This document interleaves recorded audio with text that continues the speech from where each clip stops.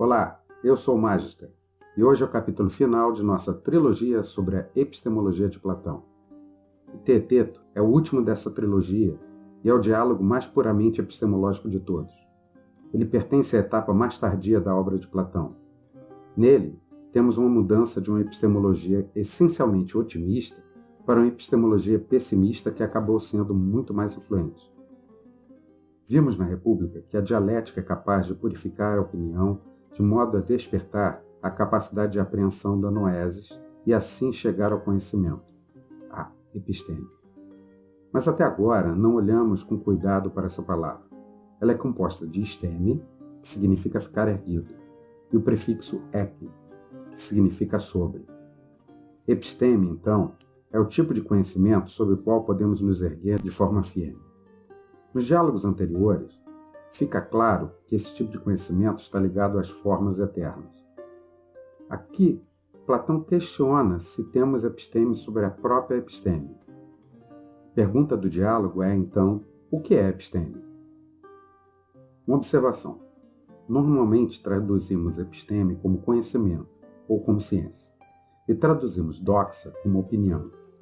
Nenhuma dessas traduções é perfeitamente adequada. Platão chama de doxa coisas que hoje provavelmente daríamos o nome de conhecimento, e, frequentemente, faz exigências extremamente restritivas ao que ele chama de episteme. A primeira definição de conhecimento proposta por Teeteto é a de que não há diferença entre opinião e conhecimento. Mesmo levando em conta as sutilezas de tradução, esta definição parece absurda, e esta é claramente a opinião de Platão. O que surpreende na leitura deste diálogo é que Platão dedica a maior parte do texto a uma análise séria dessa definição. O motivo, para mim, é claro.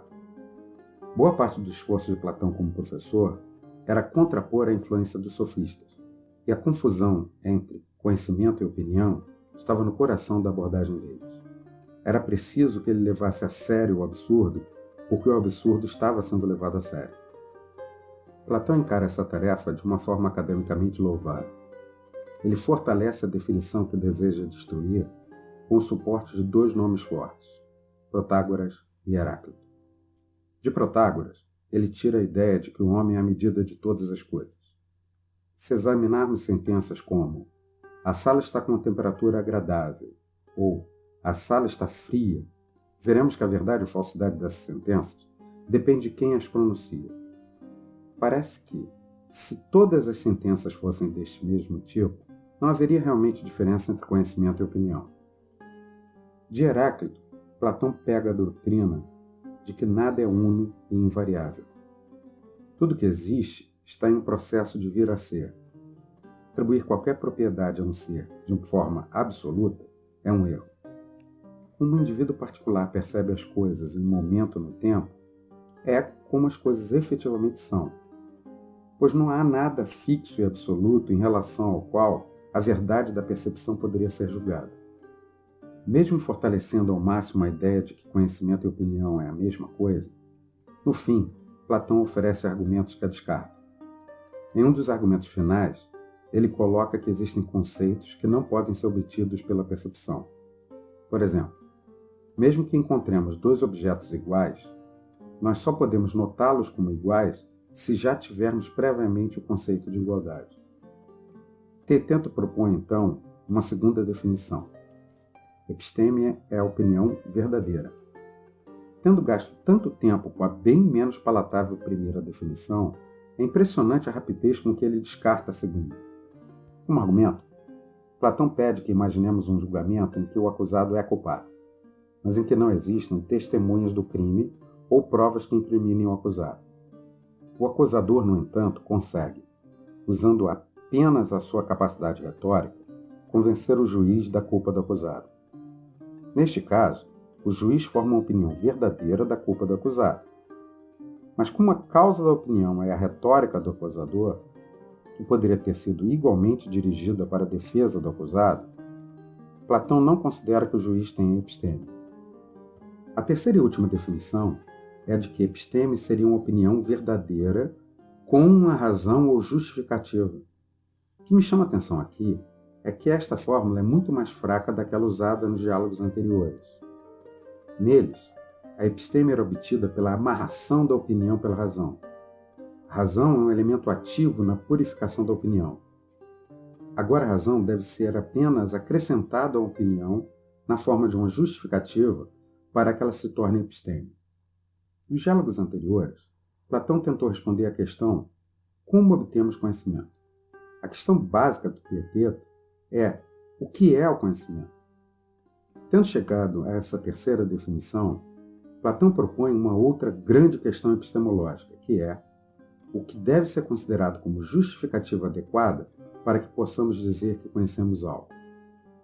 Infelizmente, após algumas tentativas, Platão é incapaz de chegar a uma resposta, e o diálogo termina em aporia.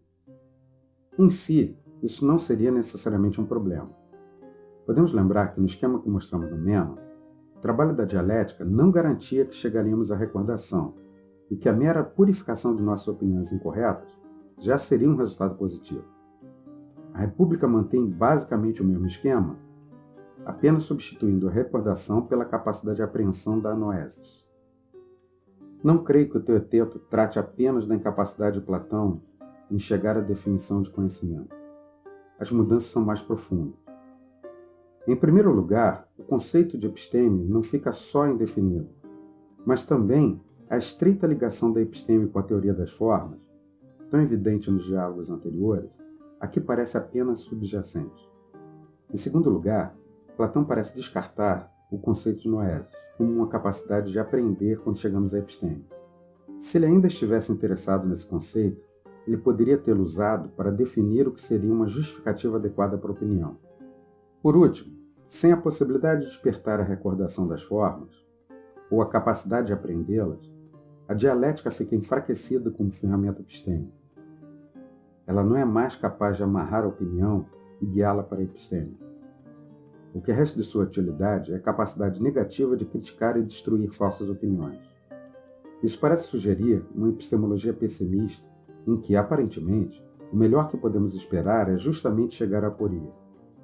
Não creio que seja possível dizer se Platão realmente chegou a essa conclusão pessimista. A mera ausência, no diálogo, das teorias e conceitos positivos de como chegar à episteme não implica necessariamente que Platão as tenha abandonado.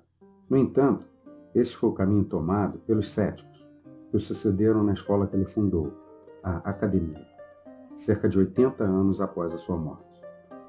Mas antes de estudarmos os céticos da Academia, precisamos olhar a epistemologia de um sucessor mais próximo, Aristóteles. Vejamos lá. Se você gostou do vídeo, clique em gostei, ajuda muito.